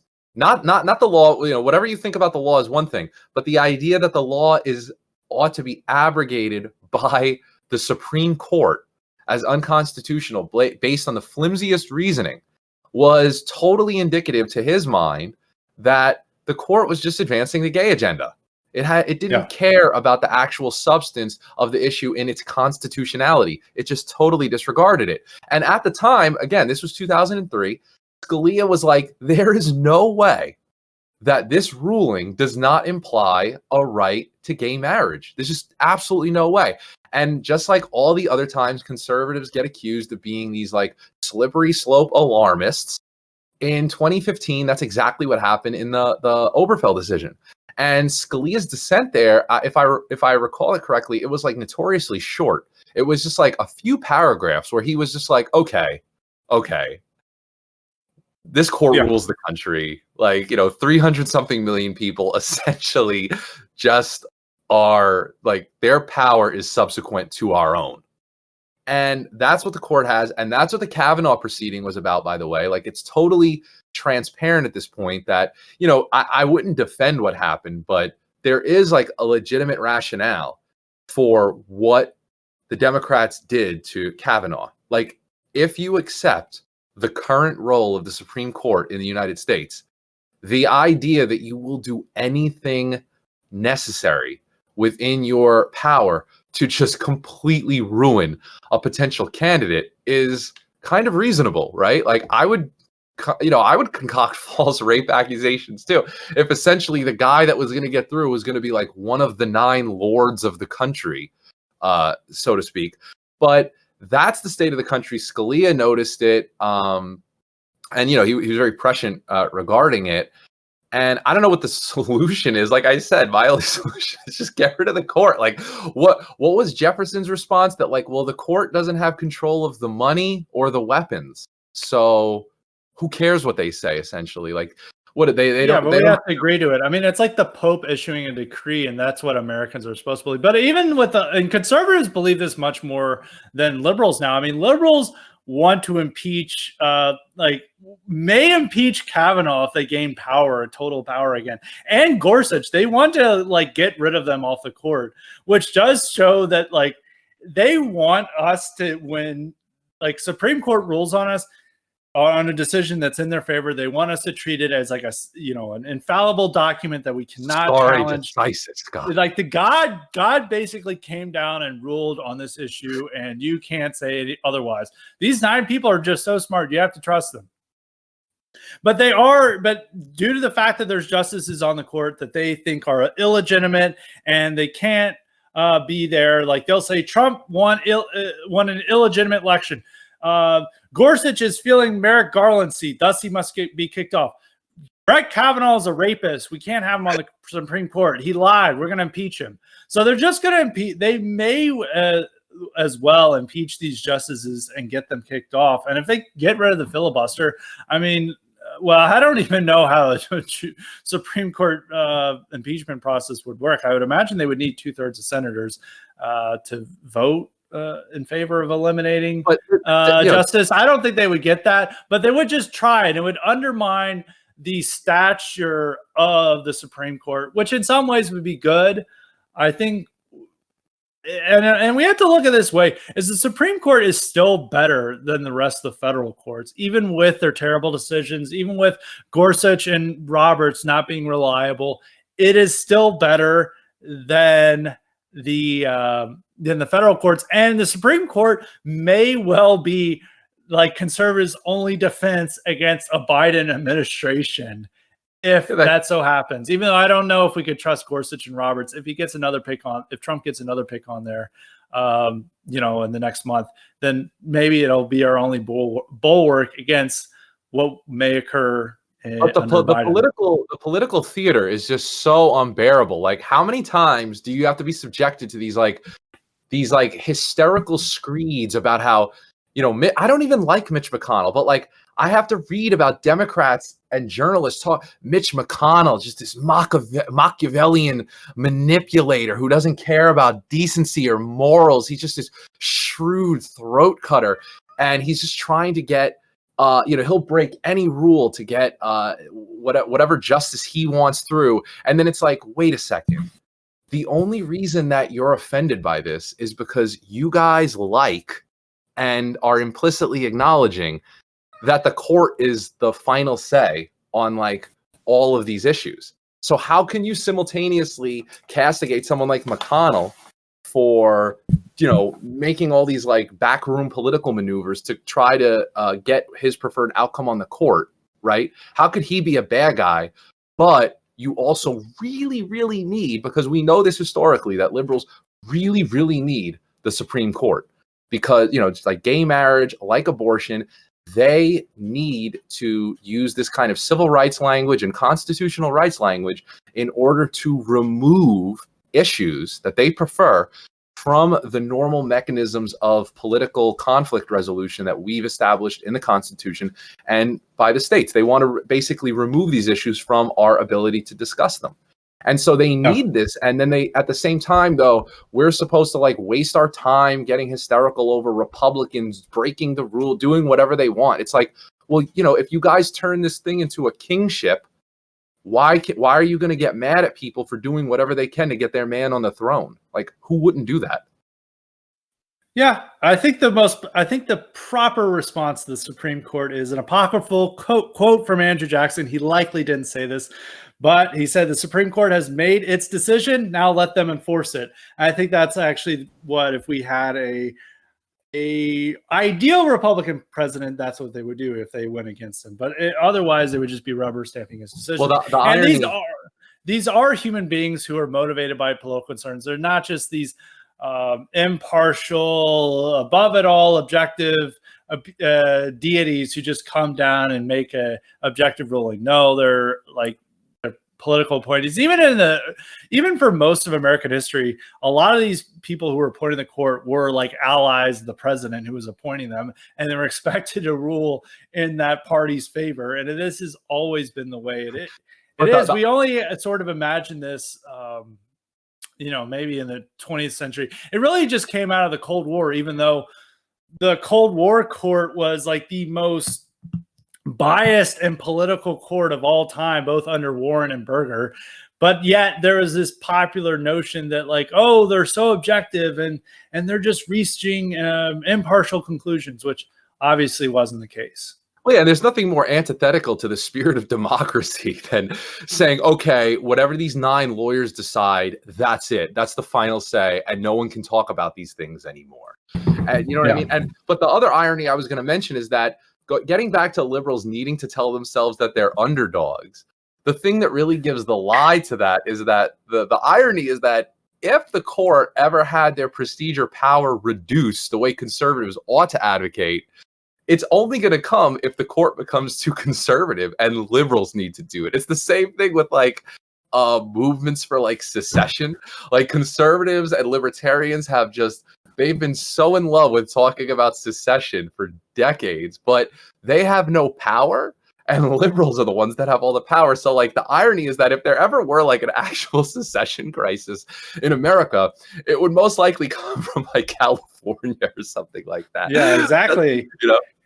Exactly. And there is like, even with Democrats' plan, if Trump, if there's a contested election, they want like to have a secession crisis in order to achieve the result they want. So we could very well see this. So maybe this will be a topic for Highly Respected in November if it's not taken off the air. Maybe they'll the post office secret service, which apparently exists because they arrested Bannon, maybe come to my house and execute me. So maybe I won't have a podcast then, but we'll still try just for the good people out there. But I think we've talked enough about Supreme Court. I think there's still a lot of questions out there, but I want to move on to reader questions, which is on a different topic. And a reminder, you can also get the power to ask me questions if you sign up for the patron option at Highly Respected's Patreon. This one comes from Mr. Anonymous. He asked, I loved your episode on the military with Jake Lloyd. One thing I've noticed a lot is how liberals love attacking Trump as a draft dodger, yet they forget that Biden and Bill Clinton both avoided service in Vietnam. Why do liberals love this attack against Trump so much? No, this is true. I've been seeing a lot of these like really soy boy omega male. I know this is cringe way, but there's no better way to describe this, of like journalists who don't know anyone who served and they don't even work out, and they're like, Trump, who never served, is attacking our military. And it's like, kid, like this guy's like 35 years old, and I'm like, yeah, in the Bush era, you were making these same comments. Now you're just like, he's attacking our generals. How can he do that? He didn't even serve. Okay, Captain Bone Spurs. Like they all, like you always see these, deranged wine ants on Twitter who will just like talk about Sergeant Bone Spurs. They'll give him various rankings. They never give him General Bone Spurs. It's usually Private Bone Spurs that they say. But you have to realize is that most of the middle class Americans avoided service in Vietnam, as seen by everyone who made it to the White House or attempted to make it to the White House in recent memory. Like every boomer president did not serve. You know, Bill Clinton didn't serve. Trump didn't serve. Who else? George W. Bush got stationed with the Air National Guard and didn't serve. And even their vice presidents didn't serve. Like Dan Quayle didn't serve. He got out of serving in Vietnam. Obama. Dick Cheney. I mean, Obama was a CIA asset. Does that count as serving? Well, Obama was too young to serve in Vietnam. I think he was born in 62 or 61. So, the draft wasn't around then. So he's like the one exception. But Dick Cheney got out of serving in Korea. Al Gore technically did serve in Vietnam, but it was in a not a safe non-combat role due to his father's connections. Joe Biden, of course, did not serve, but they really go with this with like draft dodger, even though draft dodger could easily be used against Joe Biden. But the fact is that liberals now believe that your draft dodging makes more of a difference if you attack John McCain. Like if you respect John McCain's service, then you also share in his service by standing with him. And a lot of these liberals have this, like they don't. And it's a particular fascination among never Trumpers because the Lincoln Project is running some really odious ad about how Trump is a draft dodging coward, and they're forgetting who they're campaigning for, Joe Biden, and forgetting that like George W. Bush and Dick Cheney and Dan Quayle and all their other heroes also didn't serve in Vietnam. They just want to go with this. I don't think it's really relevant anymore. It is like something that's appealing to some boomers, and it's definitely was a big appeal among the silent generation and the greatest, particularly among the greatest generation, where most of them all willingly served and fought in World War II, while like the boomers were trying their best to get out of serving in Vietnam, which like Vietnam was a stupid war, and the middle class found ways to get out of it. It was primarily a war fought by the poorest Americans. And the poorest Americans generally don't end up as lawmakers. So it's no surprise that most of our lawmakers were people who found ways to stay out of Vietnam. And it's not really an issue anymore because it's like you're demanding that these liberals like Vietnam was a terrible war and was stupid. And we love all the draft dodgers who went to Woodstock and protested against the war. But we're really mad that Trump didn't go and fight in this stupid war. And we're going to forget that Joe Biden also didn't fight in this stupid war. But we're really mad at that Trump didn't do it. So it doesn't really even make sense because like this was a big argument in 2000.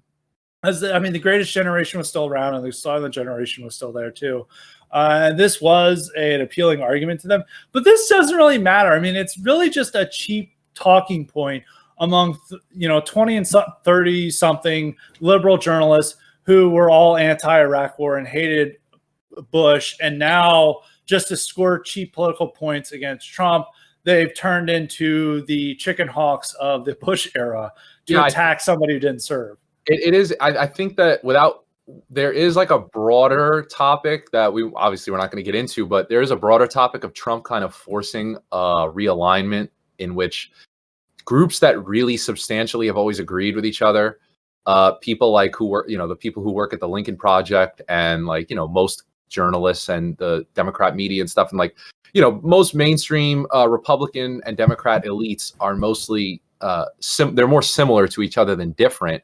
But I think this is like more of a specific manifestation of that, where it's not necessarily Trump's military service per se. It's that they have been obsessed with trying to portray him as just generally like operating outside of America's civil institutions his whole life. So he's essentially a foreigner to the kind of pipeline that American elites usually use to rise to power, which is it's interesting in that I think that it's illustrative of their misunderstanding of Trump, because Trump also wants to portray himself that way. And it's just about whether that's a positive or negative. And I think that they're betting wrong. Like you said, most people don't care about whether Trump served in the military or not. And the general approach to trying to portray him as outside of civil institutions like the military or any type of bureaucratic whatever, or even local politics, those things are actually good, because who likes any of those things?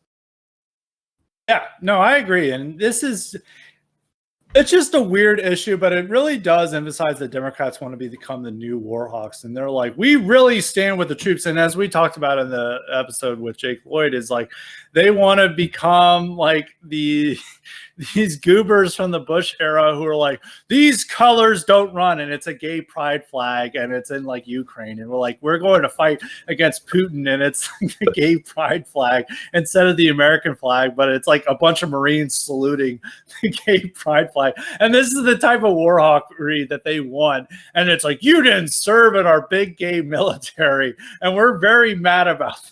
This is the final evolution of America.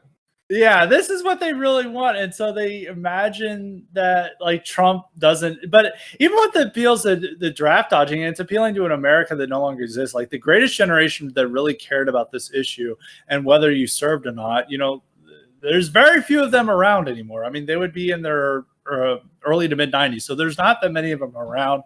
And I'm sure they're more disturbed about how their country has been radically transformed over their lifetime, rather than like some guy didn't serve in the military, because none of our presidents since George H.W. Bush has been anywhere close to a combat veteran. And they're just not going to care. They're like, well, I'd rather have this person save the country. It doesn't matter if they served or not. It is what it is. And even in the cultural moment over Vietnam, most of the middle and upper class were trying their best to avoid it due to disagreements with it. And even with the left thinks that Vietnam was a stupid war. So I don't know why you would attack somebody for trying to avoid it. I mean, they defended Bill Clinton for avoiding it, and several other people for avoiding it. So I'm not sure why Trump is the exception. So I don't think this argument's going to play out too well. I think it's dead, and it's mainly just playing to Never Trump fantasies. And all these Never Trumpers are always like, this person served, and like this. And even though none of them served, nobody in the Lincoln Project, Rick Wilson or Steve Schmidt, none of them served. But by saying they're defending like John McCain and other popular service members with the liberal elite, that they get to adopt that service and they get to be the real people who served. And I want to just finish up on this of a great anecdote. I once participated in an ambush interview with NPR. I think the guy's name is Bob Garfield or something like that. And he brought me on, and it was thought to be a casual interview. And it was like a 30-minute interview that they edited down to 9 minutes. And at one point he was asking me if I served. And I was like, well, I've had military family, etc. I'm come from a military family, whatever. And then he's like, did you serve? And I was like, no, did you? And he's like, oh. And when they edited the clip, they took out him being like, and just had me saying no and then him saying thank you. And it's like, boom, we just owned these conservatives who disrespect who those serve. And when I went on to talk about it, was about Kizir Khan, which I don't know if people remember, was this really obnoxious Muslim father whose son died in Iraq. And thus this gave him the moral authority to say that nobody should vote for Trump and Trump hates our troops because his son died in Iraq. And like anyone who dared criticize Kizir Khan was murdering the troops themselves. And I wrote some articles saying that like Kizir Khan's an immigration lawyer, and there's not that many Muslims who have served in our military or have died, which I think it's like they're 1% of the population. I think it's like 0.01% of our military. It's very low percent. And I pointed this out, and the guy attacked me, but they'll always demand that you have to say that you served. And even if you did serve, they'll just ignore your service. They'll, like, there was a General John Kelly when he was on the Trump train and still Trump's chief of staff, when he went out and attacked Frederico Wilson. There was some controversy over a Green Beret who died, and he attacked Frederico Wilson.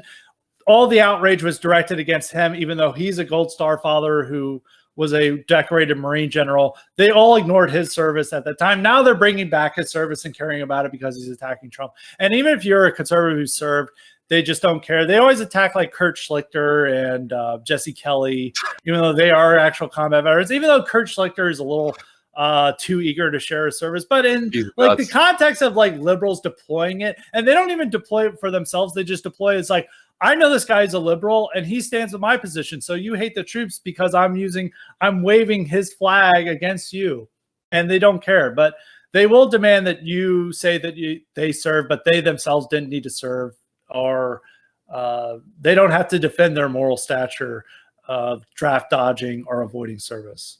Well, I served on highly respected. I'm a meme war veteran. Please salute me. Thank me for my service.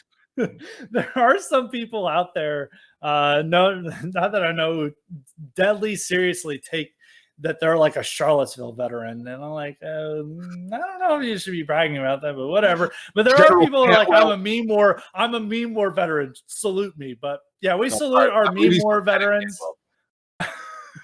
We salute our meme war veterans and our Groiper War veterans.